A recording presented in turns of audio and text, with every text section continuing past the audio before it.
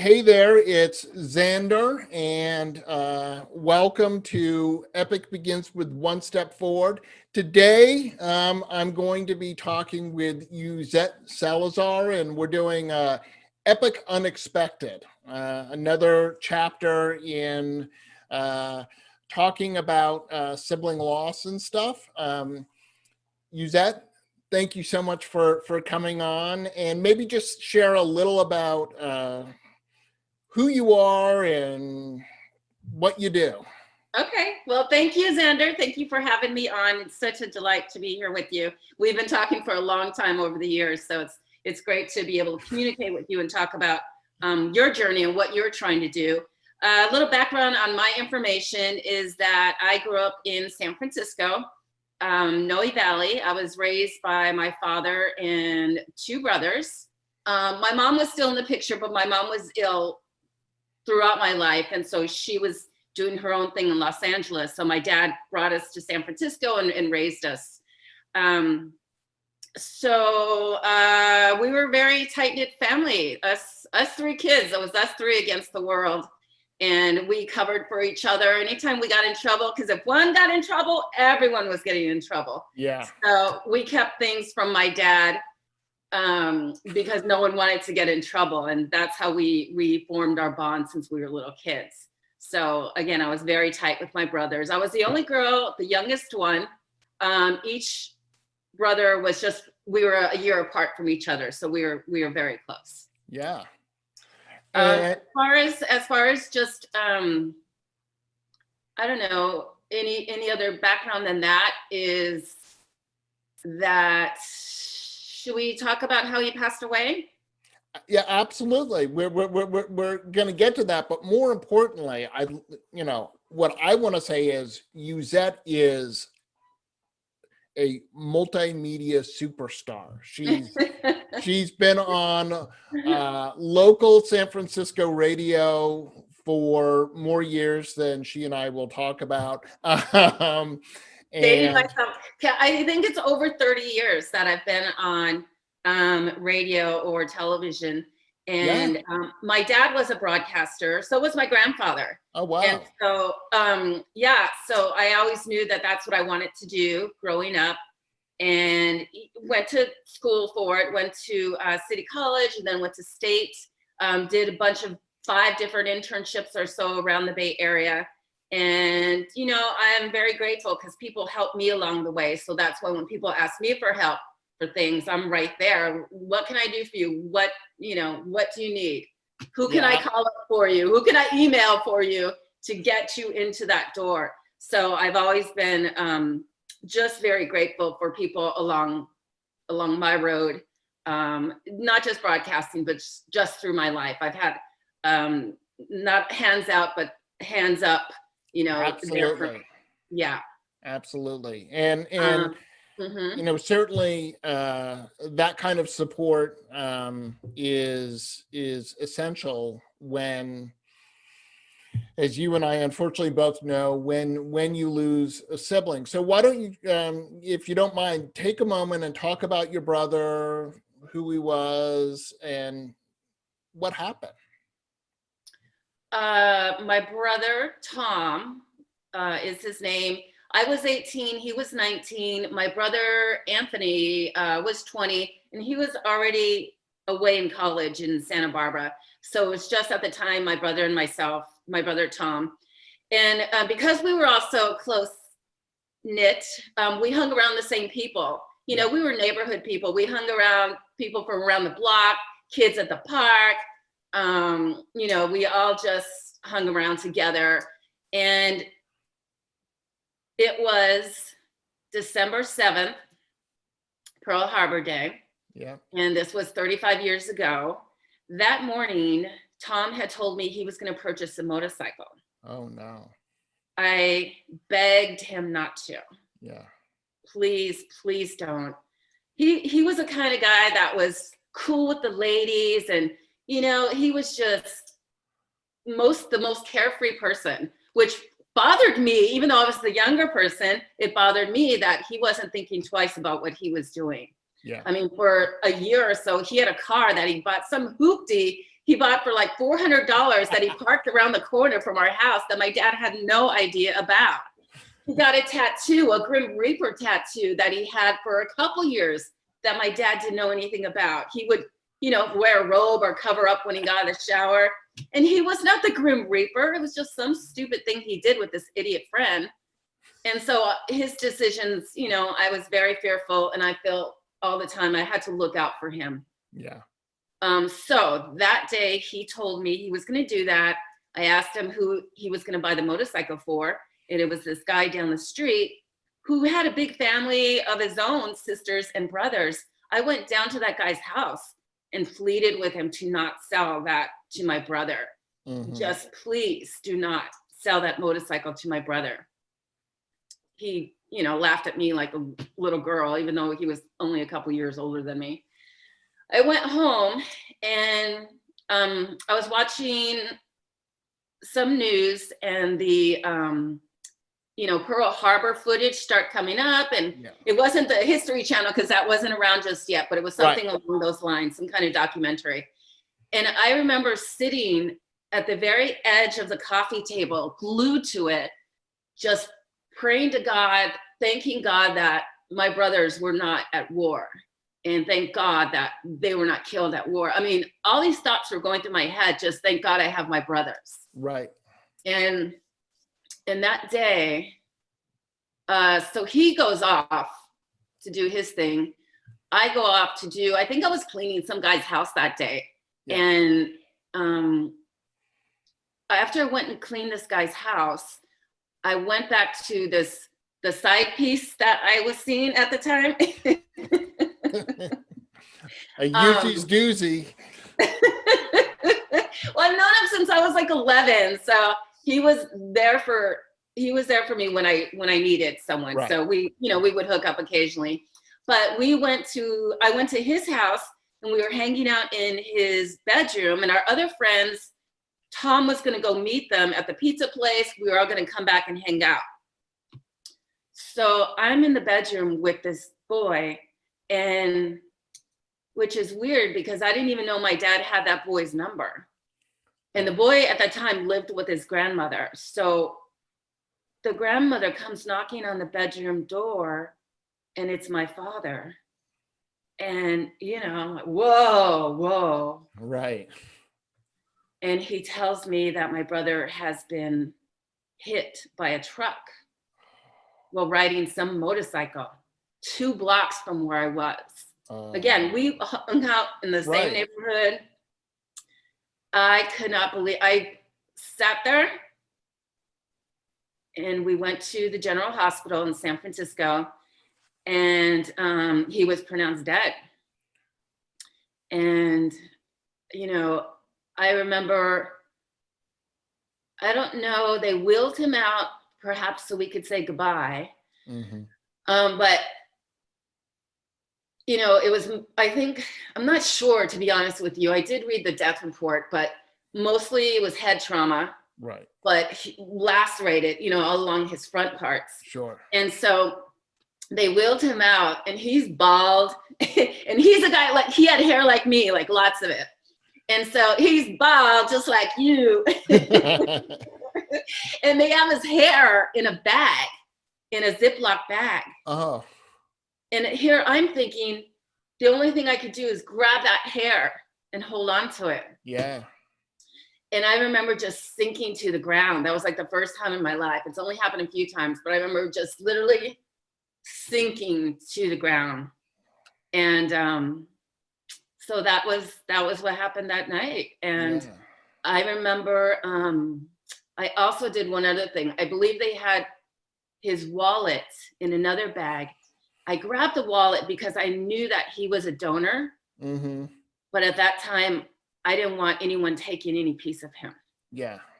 So I grabbed his wallet, and to this day, I look at it almost every single morning because it's in my underwear drawer. Yeah. And so it's so selfish when I look back, like, oh, shoot, there could have been some organs he could have donated. But at that time, I wanted what I had left of him is all I wanted. Yeah. So, I get that. I get that. So that was that night. And um, my mom and dad were broken. I mean, I was broken. That defines my life very much. That's really, I don't know, what's bigger than a milestone, something huge. But that's where I started remembering stuff. So it was, everything became after Tom died. Yeah, absolutely. Yeah. So that's what happened. And, I can still go past that same spot. They ended up putting a stop sign there because that was not the first accident Sure. that had occurred there. Um, there's something kind of stupid and funny, but my aunt who lives in LA, not too much longer, maybe a couple years after Tom died, she went to the woman called herself a bruja, witch. So I don't know. Medium, a psychic, whatever. Yeah, right? whatever they're called. And by the way, we never found the person. This is why she went to the psychic person, because we never found, all we knew that it was an orange or red truck, possibly with a rack. There was investigations that went on. My dad had friends in the police department, but no one ever found anything. Yeah. And there was times where I would go through the neighborhood looking for a red truck and just looking around, and just, someone has to know something. Someone knows something. Right. And I mean, there were so many times where I wanted to go to Unsolved Mysteries, go to all these things that someone had to tell me to let it go. But anyway, the bruja told my aunts, I guess she asked, where is this person? And they said that the person killed themselves after this happened.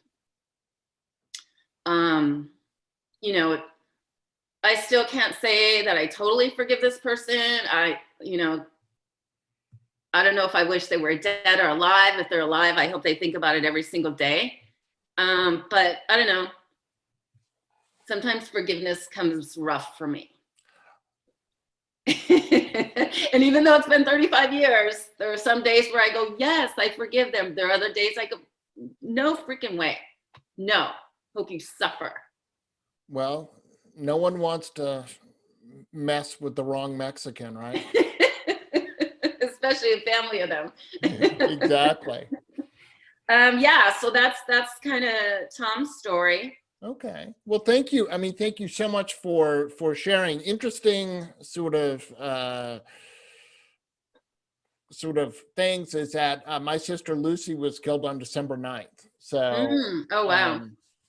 And so you and I just had the angelversaries, whatever you want to call it, and I'm just interested because I'm 24, 20. Let's see how 20 24 years into my loss. You're 34 years into yours. Just a question: when December 7th comes, do you find as the years go on that it some years are easier than others, or is that day always challenging for you? That day is always very challenging, and this angelversary is the first time I didn't, since social media has been around, that I did not post anything. Right. Usually I would post a picture or something like that. And this year I didn't want to read people saying they're sorry. I mean, it's not like I didn't want the pity. I just didn't want it, and I wanted to keep it to myself. Absolutely.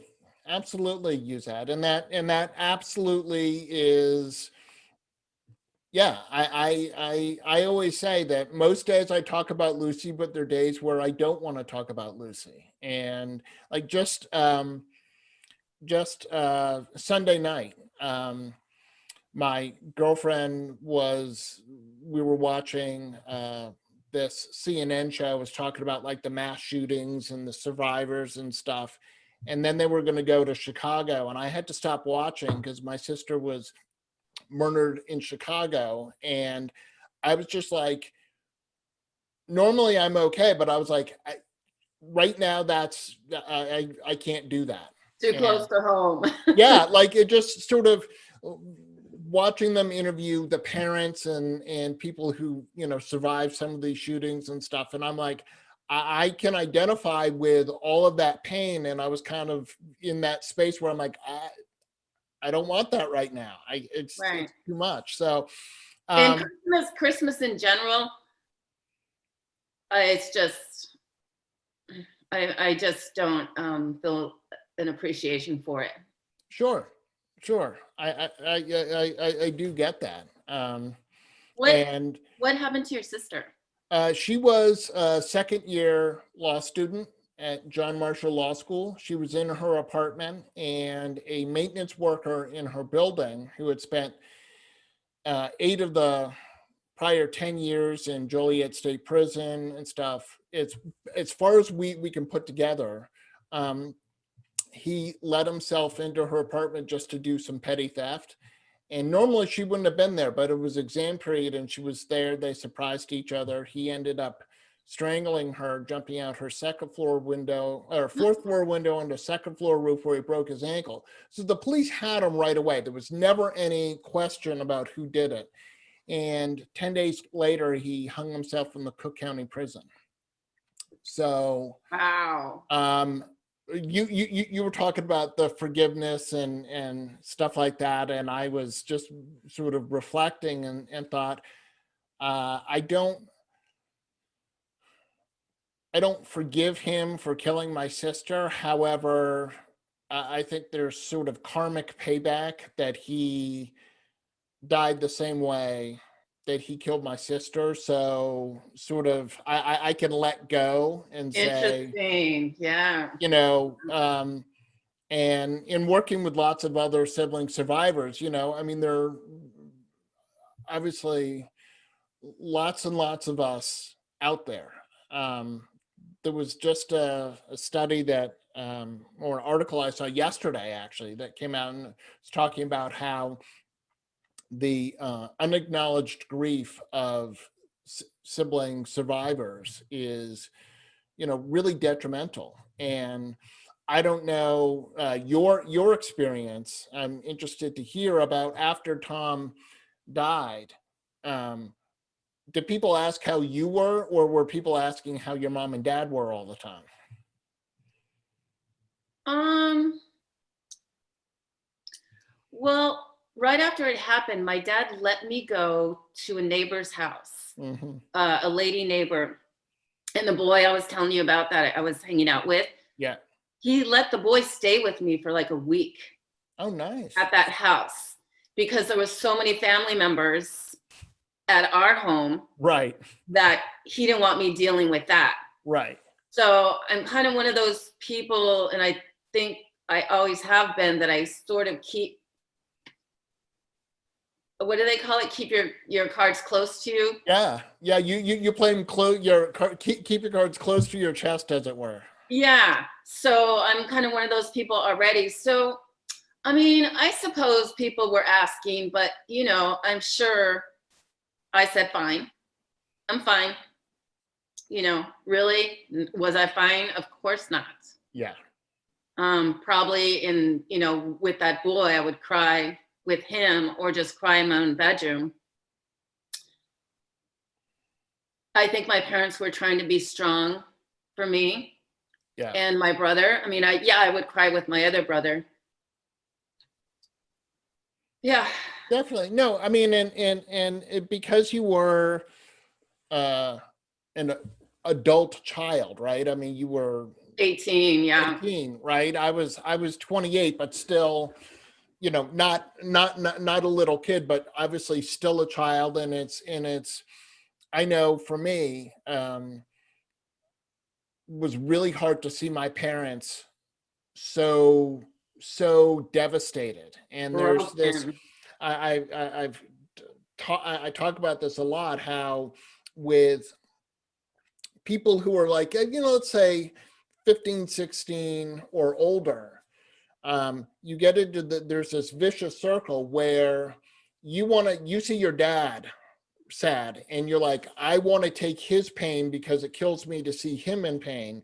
And he sees that you're sad. He wants to take your pain because, well, that's what parents do. So everyone's trying to take care of everyone else and no one's taking care of themselves. And therefore no one, like everyone's just spinning around in this circle Yeah. and stuff. And I think it is, I know my experience was lots of people asked how my parents were, and I get that question. However, what about me? yeah, absolutely. I mean, your sibling relationships, pardon me, the longest one you'll have in your life. Mm. From what it sounds like, you were really tight with Tom, and you're still tight with your brother, Anthony, and for better for worse, I think our siblings are some of our best friends. They know us better than we know ourselves. They know all of our secrets, and they're the person we can talk to. And all of a sudden, when that person is gone, you're kind of like, now what do I do? And I think when people aren't generally acknowledging our loss and the significance of our loss, right? I think that has, as you said, it shaped your life. Everything is since Tom's death, certainly the work I'm doing, here I am talking to you, the work I'm doing on behalf of other sibling survivors, trying to raise that awareness is a direct, that comes because of Lucy, because I found that there really weren't any resources for us. And I was like, I need to do something about that. And, I wrote my book, and I've got another book coming out, which is for parents to understand their living child's grief. And, and every day there are little things that remind me, and I'm sure there are things that remind you of Tom. And it may be, you smell something and it reminds you of Tom. It could be. Yeah, smells are really important. And there were so many times when even the hair, the way his hair smelled, or the way he would walk, it just, little things I go, whoa. Right. And you'll find, I find that not every day, but probably now, at least once a month, there's something little that comes along that reminds me of Lucy. And some days it's takes the wind right out of my sails. You're like, oh my God. Could be a song. Smell is a big thing, whether it's, perfume. Sometimes you're just walking down the street and maybe you see someone who sort of is walking the way Tom walked, and then all of a sudden you kind of like, huh? I did have, this helped me a lot, is that I did have a dream about him. Maybe, I don't even know, let's say a couple months after he died. We were playing in the playground down the street. I remember I was jumping rope, playing with some girls, and I look over and he's standing right there. And of course I stopped jumping rope. I try to run to him, and the closer I run to him, the farther he gets back and says, I can't. Yeah. And then, oh my God, he wanted to let me know that he was okay. That was it. So that helped. Yeah, of course it does. And look, I had right